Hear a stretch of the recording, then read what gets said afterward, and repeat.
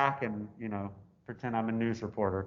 All right, so today we're going to draw a few more compound shapes for practice, and then we're going to move on to drawing a composition.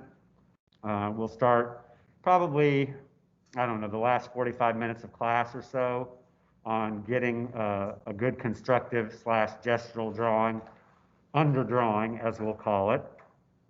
And then on Wednesday, we'll finish it up by kind of easing into the next unit, which is called contour drawing. So this particular unit is kind of a bridge between Module 1 and Module 3, okay? So, sorry, I'm not heavy breathing.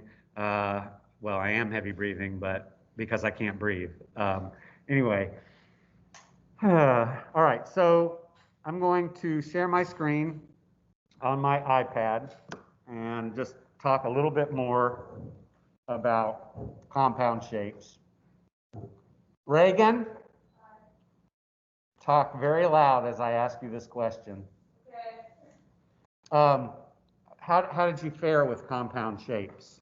I think I did better on those than just the single cylinder shapes? Yeah, I think with practice on the cylinder shapes, okay, so Reagan is saying that she had trouble with cylindrical shapes at first, but because of practice with the cylindrical shapes and then introduction of the compound shape, you feel like you improved a little bit. Lauren, do you feel similarly? I feel like mine are about the same. Okay, all right. Jonathan, how about you? I thought I did good. I think that it really had a lot more purpose to it. I don't know. All right.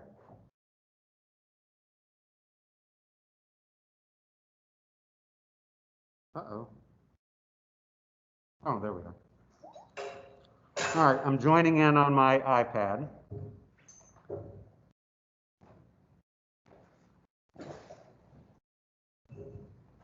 And I'm going to share my screen.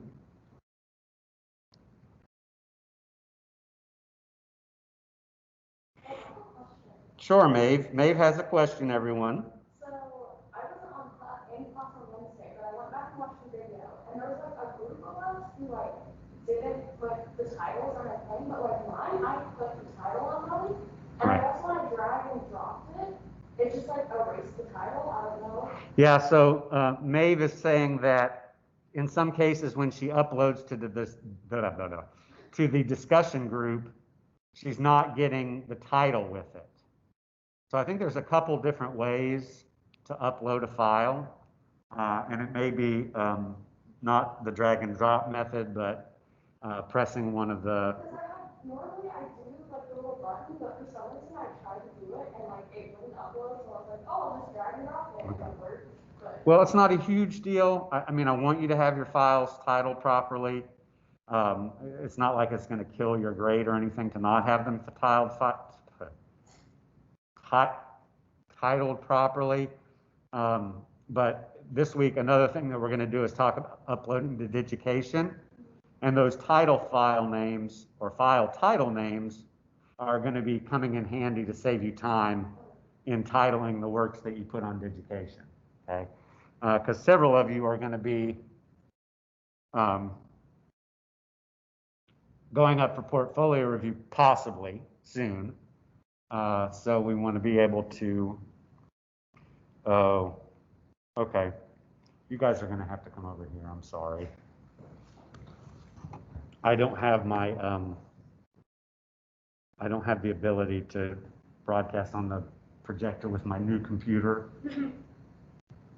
So, you know, usually I can plug in here and show you on the screen.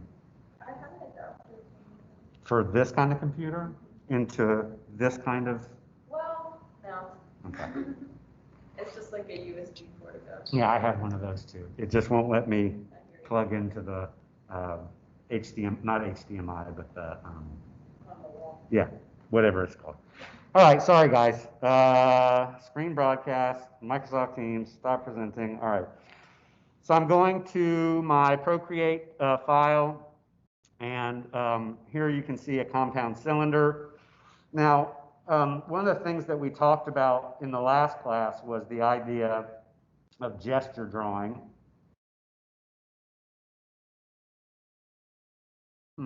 Very sensitive pencil. So gesture drawing, and then kind of moving from gesture drawing into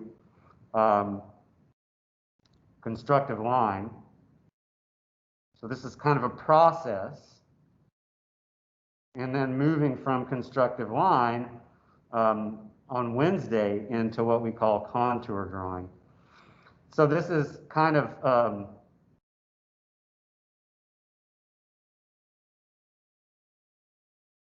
a process from know nothing to know something,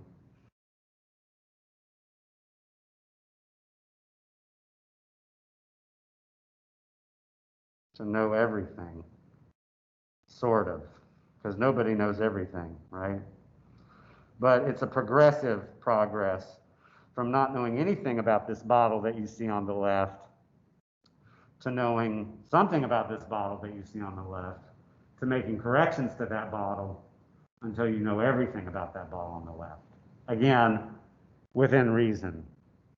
Joshua, can you hear me okay?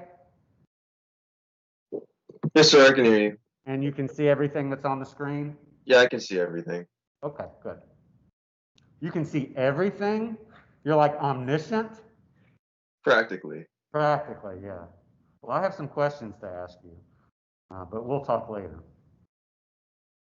All right, so erasing, it's taking me forever.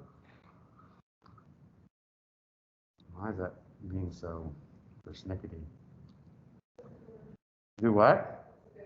Persnickety? Yeah, oops. Yeah, persnickety is a good word. So is cattywampus. I was just about to say that, that's my favorite word. I say it a lot. For those of you who don't know, cattywampus, C-A-T-T-Y, W-U-M-P-U-S. Cattywampus means crooked. Whenever I park, my dad is always. You're cattywampus. So sometimes we draw and it's cattywampus, which is why the center line is so important. Okay? So I'm going to start with the center line, as always. And I'm going to, I can adjust brush opacity over here, and that kind of evokes a lighter pressure. So just like the movement from gesture to constructive line to contour is a progression from knowing nothing to knowing everything, the process of drawing is a process of drawing from very light and wrong and timidly, to progressively darkening, moving up from an H pencil into a B pencil, and darkening those lines, refining those shapes until you're arriving at something that's much closer to what you originally started with. And I know, you guys are so tired of not being able to use erasers. We will use erasers eventually, but not for the same reason that you think so. So anyway, I'll shut up now. So the first thing that I'm going to do is I want to make it as big on the page as I possibly can without going off. So I'm giving myself, kind of an equidistant from the top of the page and the bottom of the page. Again, this has to do with scale and placement. So not only am I giving it an equal distance from top and bottom, but I'm also trying to give it a central location. Now, at some point in time, we might decide we want it on the left or on the right. But the main operative motive right now is control and decision making and sticking with your decision. Because what a lot of you wind up having happen is you make this decision, you're like, okay, I get that, I'm going to make it this size, and then you wind up either enlarging or shrinking it. Has everybody had that experience? Yes. So that's something that we need to get over, and we will. So once I've got that decision made, then I'm going to give myself a center line. So that center line is a line of symmetry, okay? So bottles, cylindrical shapes like this, a lot of times compound shapes are symmetrical.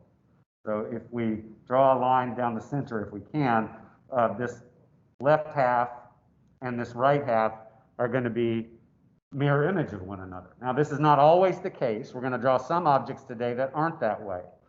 But knowing about the line of symmetry can help us with symmetrical objects and help us with objects that aren't symmetrical, because it's the difference between the symmetrical and the asymmetrical relative to that center line that makes something symmetrical or asymmetrical, right?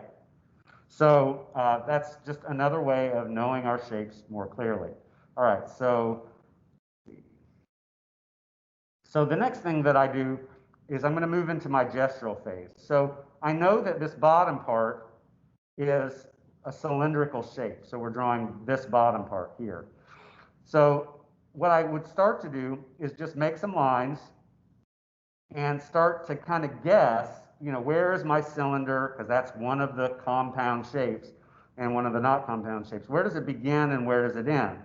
So I just kind of make those marks, and you can see that there's lots of gaps in the marks.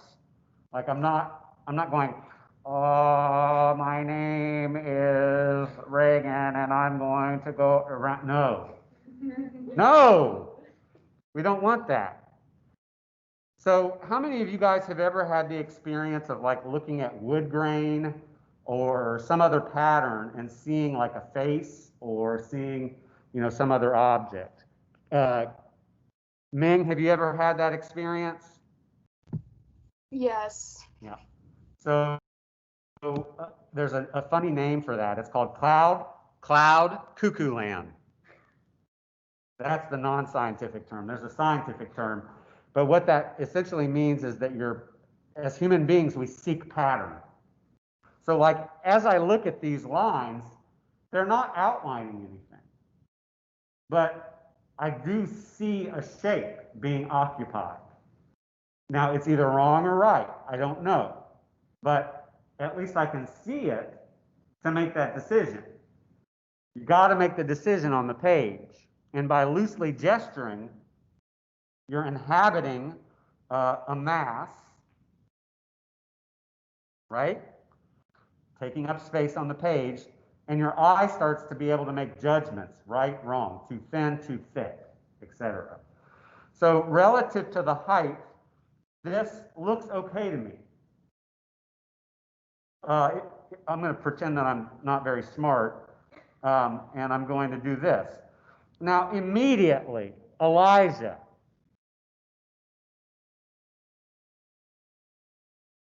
Yes? What looks wrong with this? If those lines that I just drew, you know, to the extent of the side, on either side of that center line and that height that I've chosen, what's wrong? What's your judgment? Judge me, man. It is really disorganized. I can't tell which of those lines is supposed to be the actual end of the side. Okay, that's true, but let's say that I decide that there are these two lines. What's wrong with those two? I mean, why would those lines be wrong? They're incredibly far apart. Okay, so it's too skinny or too wide? Too wide. So it would be too wide if I made it like that. You follow what I mean? So I'm making a judgment and I'm saying, no, I think I like these lines better. Now, do you see how those lines kind of come forward as being more correct? Because why? Because I've given them more visual weight by giving them a darker line. Does that make sense to everybody? Okay. So then I start coming out here and I say, okay, if I do that, and I believe that those are correct, what do I think about that relative to my drawing? It looks okay, right? Because I made a good decision here as far as the width of the drawing of the lower cylinder is concerned, I know where I'm going to start that triangular conical shape, right? So I can go ahead and gesture that in and make a guess there. I want you to notice that I did this side and then I did this side. So I ping pong back and forth against that center line. I don't go oh, I'm going to go around it and then around it and then up and then over, because I get asymmetry when I do that. Okay? So if I ping pong back and forth, I'm more likely to have a muscle memory retention that helps me not only to have the memory or the residue of that angle or that shape in my mind, but I'm also comparing those two sides to the center line instead of drawing one side without comparing it to the other side. You follow what I mean? That's very important. All right, now I'm going to come up here and I'm going to be dumb again.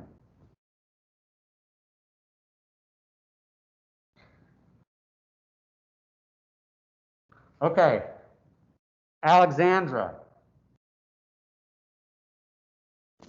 Yes? what do you think of them apples? Sorry, what? What do you think of them apples? I think that's too wide for the top part of the drawing. Okay, so the cylinder that I've drawn is way too wide. Okay?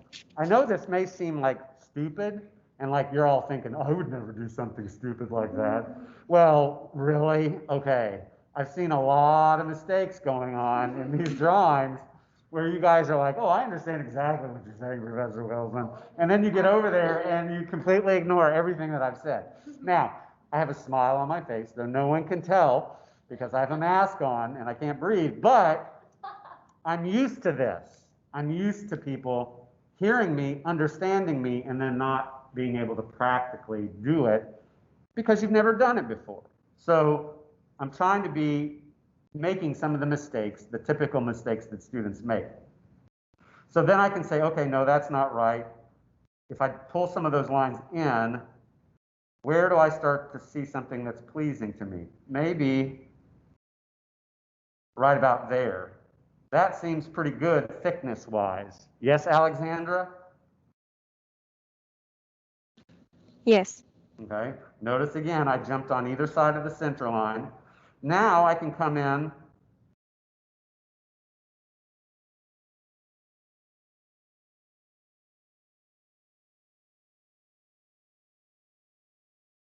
and refine that transition from the cylinder into that conical shape. And notice that I'm getting rid of some of this stuff because I'm trying to create a symmetry.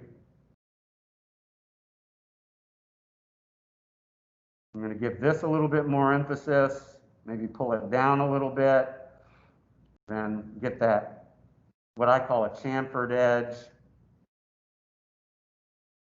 Is that starting to look better? Yeah, okay. So what I'm trying to say is if you use the process of gesture to diagramming to refinement, if you go from light to middle to dark, you're going to be using the process correctly and more likely to arrive at the correct final decision. Now, you might say, well, I didn't see you do any contour or constructive line drawing. No, I did it in my head.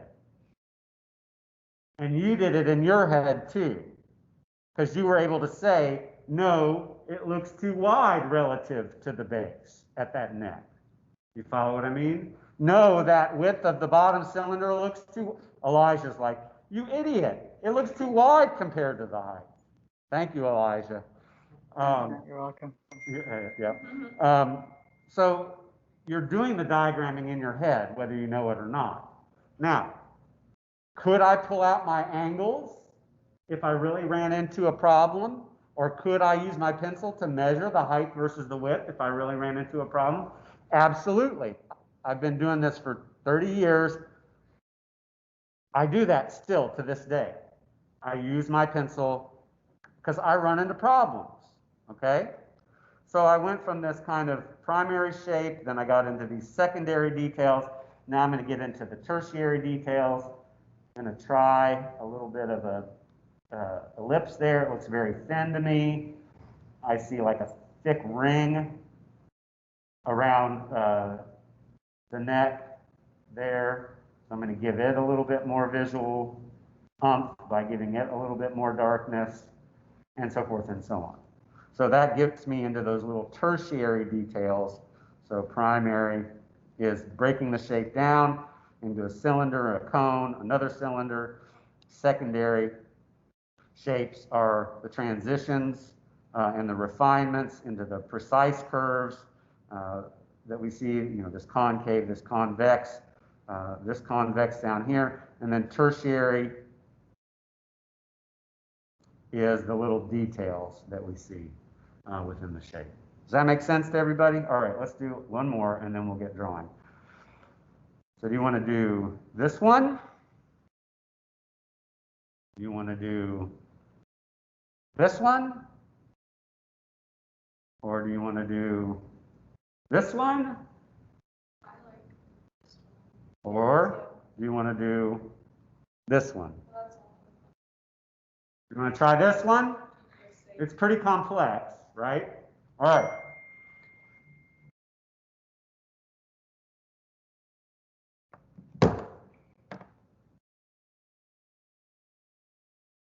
Hold on, one of my colleagues.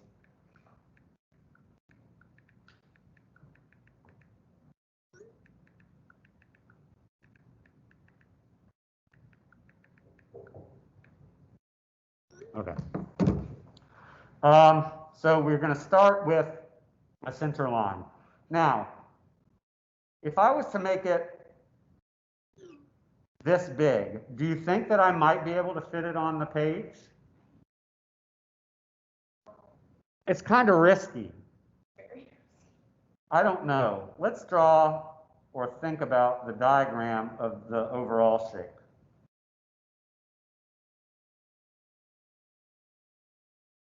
So just kind of looking at it diagrammatically, it's a rectangle.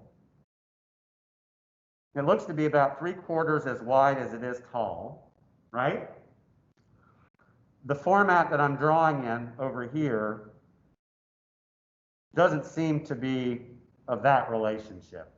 So I'm going to shrink it down a little bit. What I want you to notice, though, is that I've thought about it before I've actually started drawing. So I'm going to, just to be safe, contract that higher line. Okay? And I'm going to draw my line of center.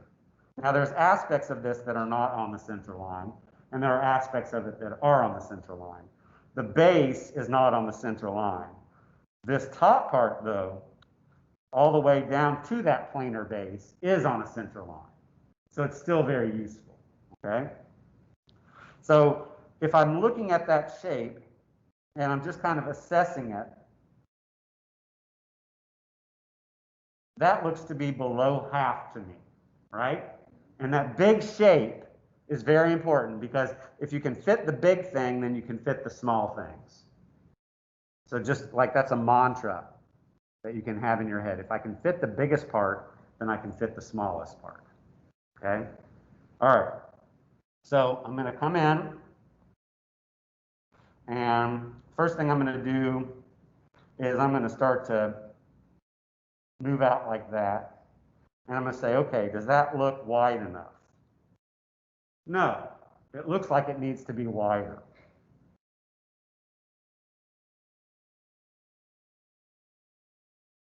Does that look wide enough relative to the height?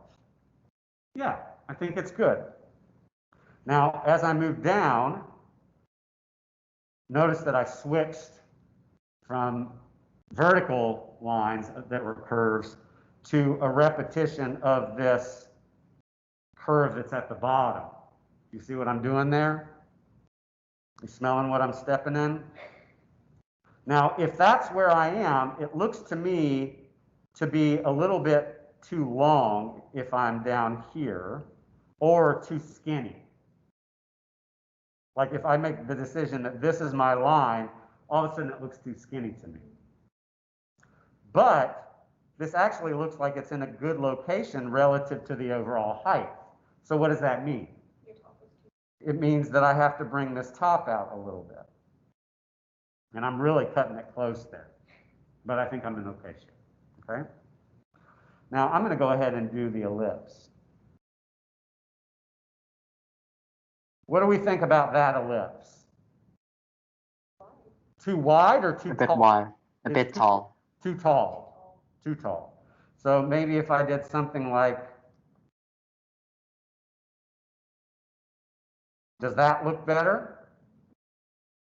Huh? Yes. Okay. So you see how bad I am? I'm going to thicken up my line just a little bit. And you notice that I moved that bottom up just a tad. Okay? Does everybody see what I got going on there? All right, so I made a correction, right? So now I see just a little bit of a cylinder here. And I'm gonna make it something. What's that? That's too what? Too wide. So I'm gonna bring it in. And I'm gonna make that about the width. Now I notice, wish I hadn't done that.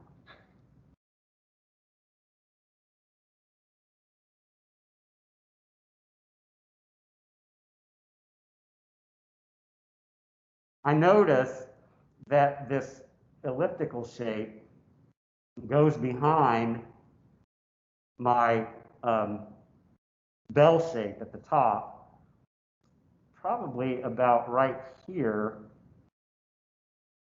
relative to my cylindrical shaft that's holding up that bell shape, right? And to me, I'm just looking at, you know, this distance relative to my existing distance, and it looks pretty wide. So I'm going to make a decision about like that.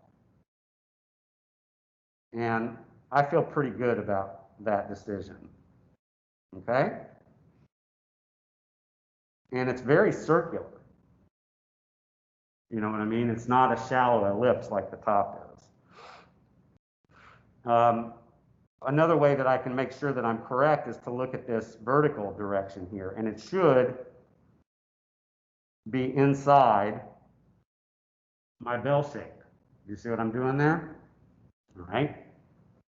So then I see what looks like kind of a rim. So remember what I did the other day? I created like a dot pattern. And again, the more open you use those gestural lines, as opposed to drawing, you know, a straight line or a continuous line, the easier it is to kind of fill in those dots. Does that make sense to everybody? Yes? All right. Now, one thing that I notice now that we've gotten down to the base is that I can see this touching right about here. I can see that this is above this, right? And then I can see my angle here just by measuring like I normally would. This is to the left of the center of that thing, right? So it's got to be about right here. You see how I'm using vertical scanning to relate those points to the shape that I've already drawn. Then I've got this angle, which is easy enough. And then it's coming back behind about like right there. Now, to me, something feels fishy. So I'm going to pull that down so that I get my parallel lines. That looks better, yes? Yes. Mm-hmm. And then I've got my thickness here. Okay. Now, you could call it done at this point, but we're not going to satisfy ourselves with that.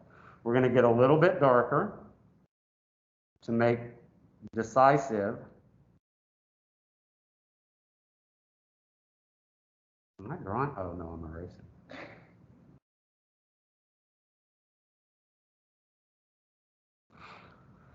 This kind of transitions like that. So now I'm getting into those tertiary details.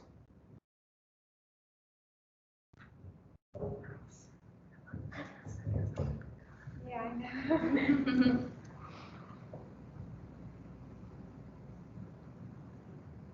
And I'm not going to ask you guys to go into all of the detail that you see there, but I do think we could do a little bit more work. So for instance, this ring of kind of puffy shapes there fits within a shape like that, okay? And then I noticed that there's one in the middle, and then another one of approximately the same size beside it, and then another one that gets a little bit smaller beside it, and then another little sliver of one to the left of that. And then I can come in with my tertiary markings, probably went a little bit too dark with that top line, and I can start to get that going on. Does that make sense to everybody? And then with down here, I could maybe, looks like little T shapes maybe.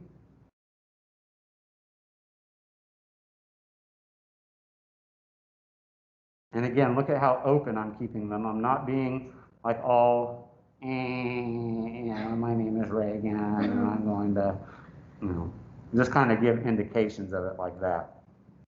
And that, you know, usually gives me enough information to move on to the next level if I was going to shade or something. Does that make sense to everybody out there in La La Land? Yep. Okay. All right. So I sent you guys some Cassandra. Uh-oh. Okay. I sent you some reference images here. So, you know, go ahead and pick some of the ones that I didn't do. So this one,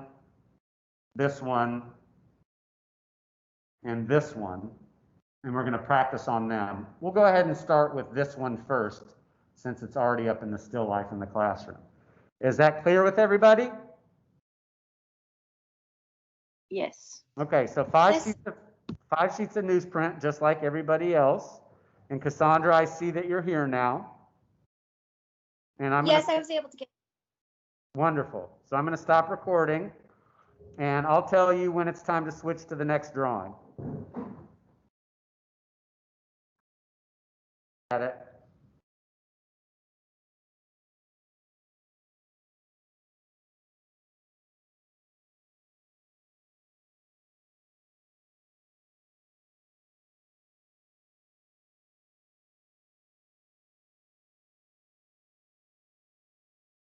We would see something like this first. Does everybody see that? And then as we break it down, we can see this next.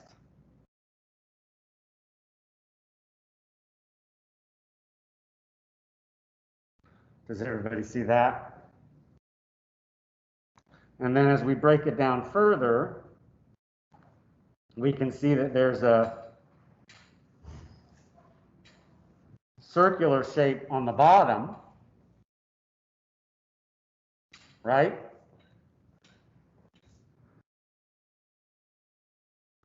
See the purple? And then we find these curves, these inside curves. See the inside curves of the neck? And then the ellipse, which kind of sits on top.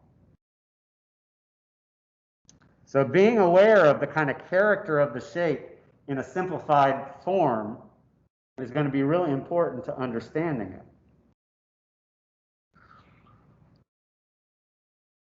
So if I was to draw that, I would think first of my triangle.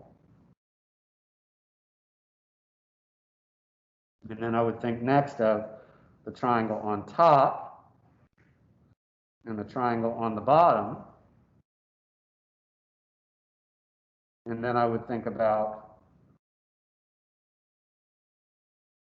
my kind of oval circle. And then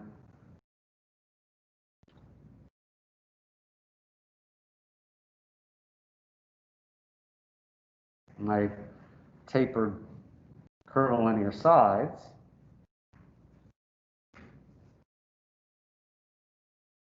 And then the ellipse.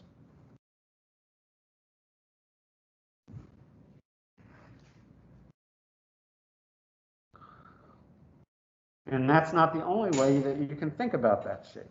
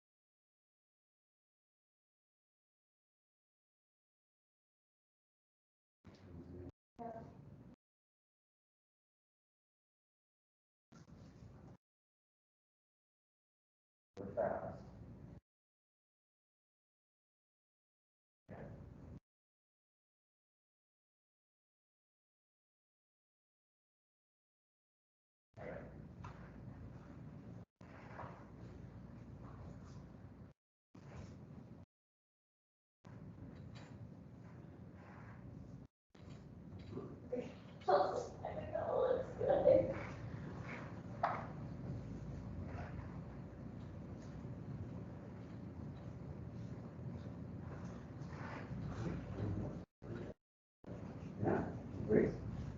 The only thing that could have been different is bigger, right? It could have been bigger. So what you could do if you want to make it bigger is, pull it out all, like an inch or so in the direction to make it as big as you can. Does that make sense?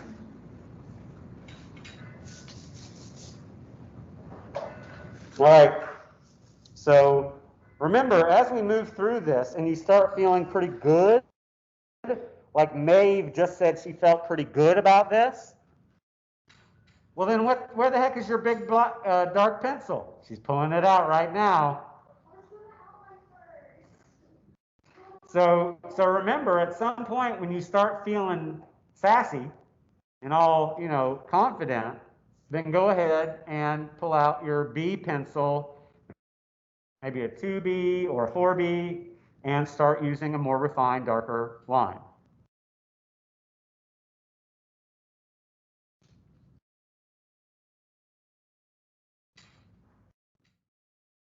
What we're going to do now is we're going to draw bow shapes.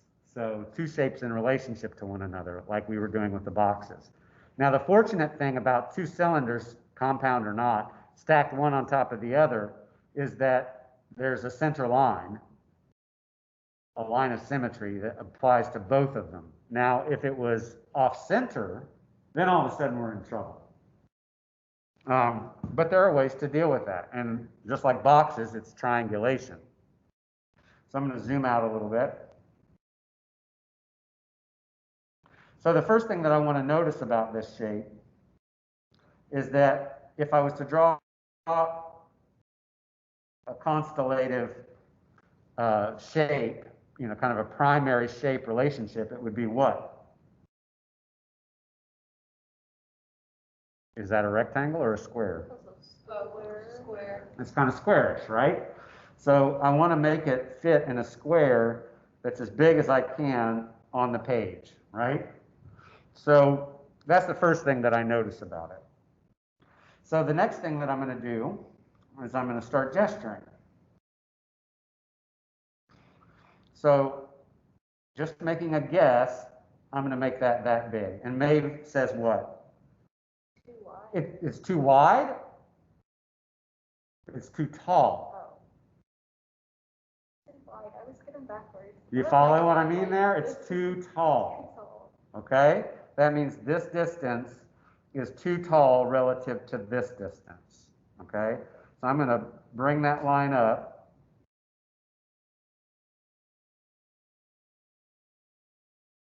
And make that a little bit shorter. Does that feel better? Okay. Now the next thing that I would say about this, in its simplest form, the bottom part of it is a half circle.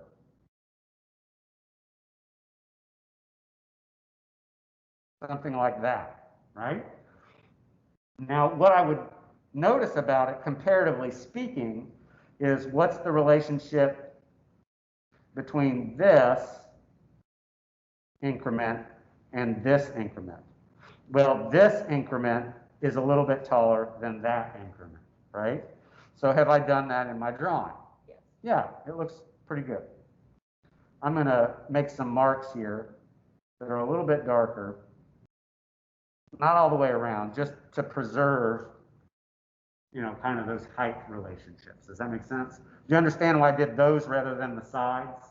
Why? Go ahead.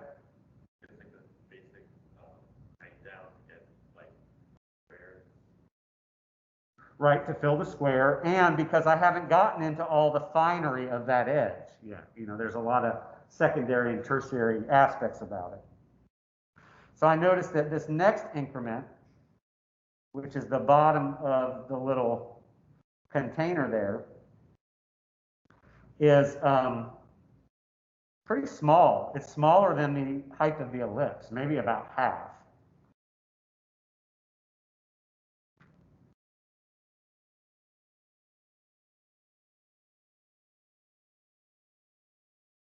I did that so we could see.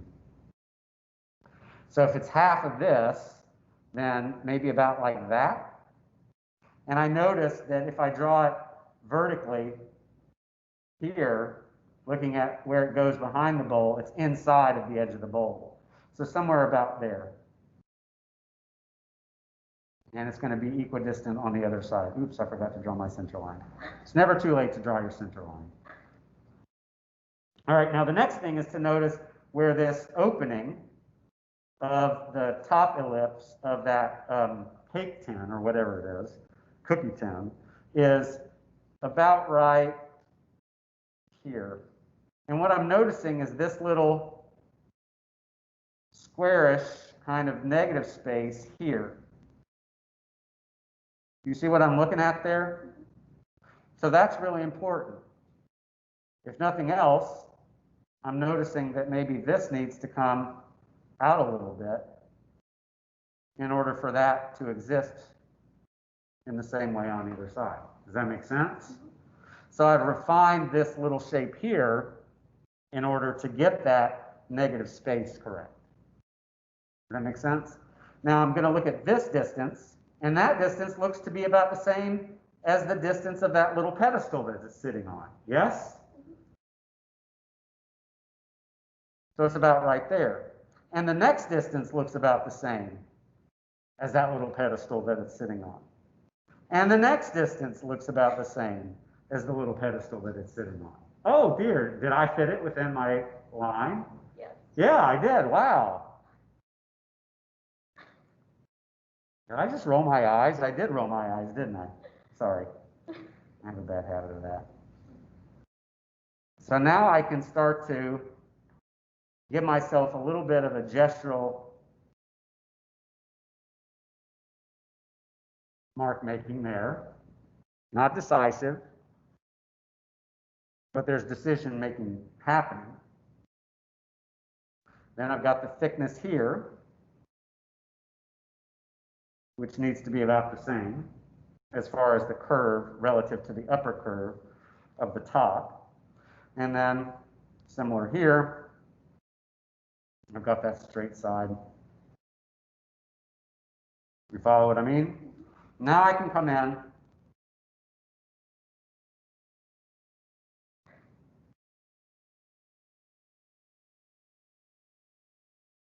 with much bolder marks.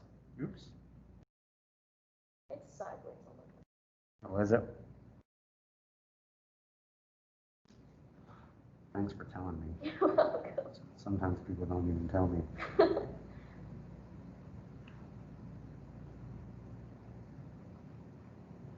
And then we can come in and say that it looks like this top extends a little bit outside